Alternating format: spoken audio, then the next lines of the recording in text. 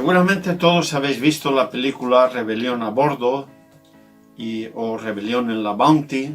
Es una película que está basada en un hecho real. La versión más famosa quizás la que hizo Marlon Brando. Años después hizo otra versión Mel Gibson.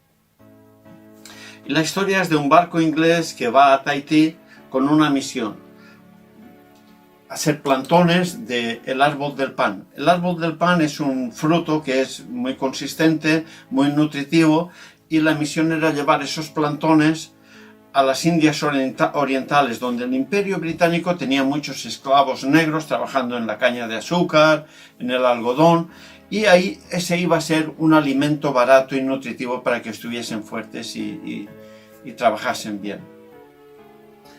Bien, el capitán Blake, que era el capitán del barco, pues era un tipo muy riguroso, muy estricto.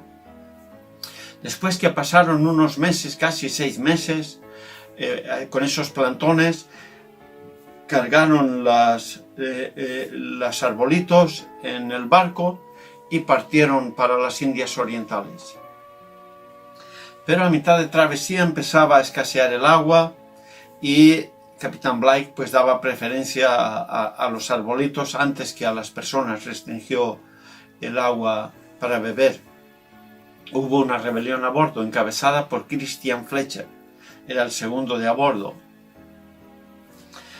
Mandaron al capitán y a los suyos en un bote, lo pusieron en un bote, este llegó hasta Java y después hasta Inglaterra. Ellos regresaron a Tahití, cogieron esposas, cada uno una, pero además en aquel barco subieron otros 12 indígenas con 2 esposas más, es decir, 24 hombres y 24 mujeres. Y se fueron a buscar una isla que no estuviera en los mapas o en las rutas comerciales de entonces, porque sabían que el Imperio Británico, la Marina Británica, les perseguiría para llevarles ante la justicia. Buscaron una isla que se llamaba Pitcairn y fueron para allá. Y ahí termina la película. Pero lo más interesante vino después.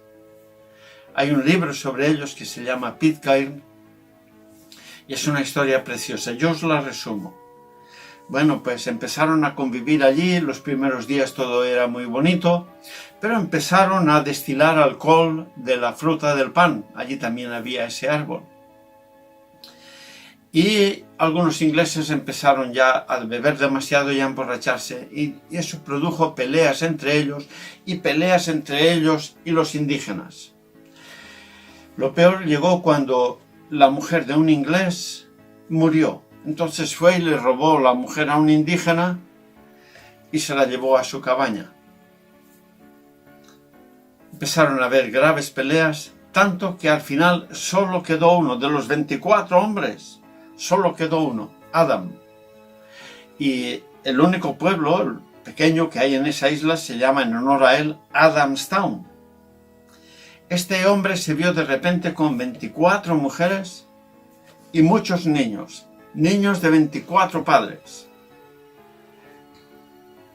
¿Y qué hizo? Estaba desconcertado, no sabía qué hacer, había que educar a aquellos niños. Y encontró en los restos de la Bounty, porque no la quemaron como sale en la película, en los restos de la Bounty encontró una Biblia. Y la leyó y decidió educar a todos los niños con los principios de la Biblia, tal y como vienen en la Biblia. Y desde entonces hasta hoy, en esa isla siempre ha habido paz. Se han criado en unas costumbres cristianas, todos ellos son cristianos. Y en la isla han llegado a vivir a ser más de 200 personas. En la actualidad son menos de 100, porque la mayoría de jóvenes pues tiene que salir a estudiar a Nueva Zelanda o a Australia y ya se quedan allí a trabajar. Pero la lectura de la Biblia y los principios de la Biblia cambiaron la vida de esas personas y de esa isla. Y bueno, pues esa es la historia de hoy. Mucho ánimo y no te rindas.